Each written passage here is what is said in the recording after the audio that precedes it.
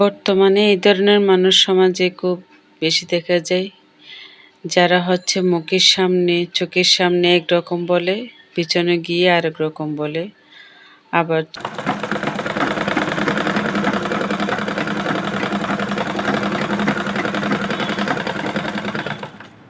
মঈনুদ্দিন ফখরুদ্দিন তারা আমলের তত্ত্বাবধায়ক সরকারে 3-4 বছর দেশ না চালায়, তখন উন্নতি নেওয়া ছিল।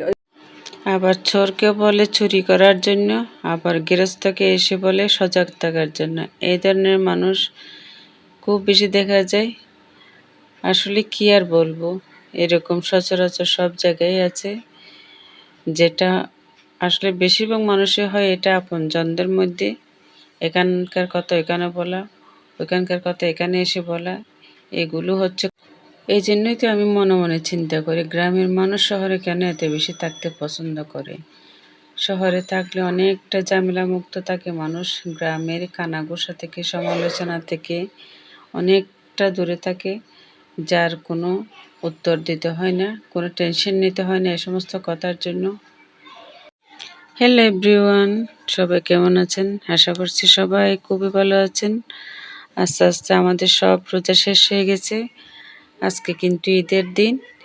তো দেখতে থাকুন আমার পুরো ভিডিওটা, অবশ্যই ভালো লাগবে। মাঝে মাঝে আমি কিছু গুরুত্বপূর্ণ কথা বলতেছি, এটা আবার কাউকে উদ্দেশ্য করে বলতেছি না, যেটা আসলে বর্তমানে সমাজে হয় ঘটে এরকম কথা বলতেছি। এটা আমার অভিজ্ঞতা থেকে বলা কথাগুলা। দেখেন আমার পুরো ভিডিওটা দেখতে থাকুন, অবশ্যই ভালো লাগবে। এখানে আমি সাজনা ডাঁটা দিয়ে ডাল দিয়ে রান্না করতেছি, সব জোগাড় কিন্তু করা হয়ে গেছে। এখানে সব কিছু দিয়ে হাতে মেখে নিব, মেখে নিয়ে রান্না করব। এটা আমাকে বলেছিল আসলে হচ্ছে ডাল রান্না করার জন্য। তো এখানে যেহেতু বাজার থেকে সাজনা এনে রাখা হয়েছে গতকালকে, তাই সেটা দিয়ে আমি রান্না করতেছি। ওর কিন্তু ওইভাবে পছন্দ না, আমি কিন্তু এইভাবে রান্না করতেছি শর্টকাটে, যাতে আমার 2টা তরকারি রান্না করতে না হয়। ডাল একটা, সাজনা একটা, অন্য তরকারিতে আছে, কিন্তু 2টা আইটেম দিয়ে একটা তরকারি রান্না করতেছি আমি, যেটা হাতে মেখে আমার খুবই পছন্দের।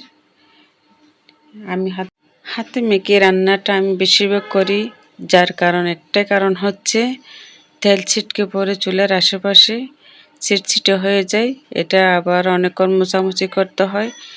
এই জন্য যাতে এটা করতে না হয়, তার জন্য আমি বেশিরভাগ হাতে মেখে তরকারিটা রান্না করি, অথবা সবগুলো একসাথে দিয়ে, সব মশলা একসাথে দিয়ে কষিয়ে তারপরে রান্না করি আমি ঢাকনা দিয়ে। এভাবে রান্না করলে চুলার চারপাশে কিন্তু তেল পড়ে যায় না। দেখতে এভাবে কিন্তু দেখেন আমার তরকারিটা কিন্তু আমি বসিয়ে দিয়েছি। এদিকে সালাদটাও আমি রেডি করতেছি, টমেটো, কাঁচামরিচ, পেঁয়াজ আর সামান্য পরিমাণ সরষের তেল দিয়ে আমি সালাদটা মেখে নিচ্ছি ভালো করে। আজকের ভিডিওটা এই পর্যন্ত, সবাই ভালো থাকুন, টাটা, বাই বাই।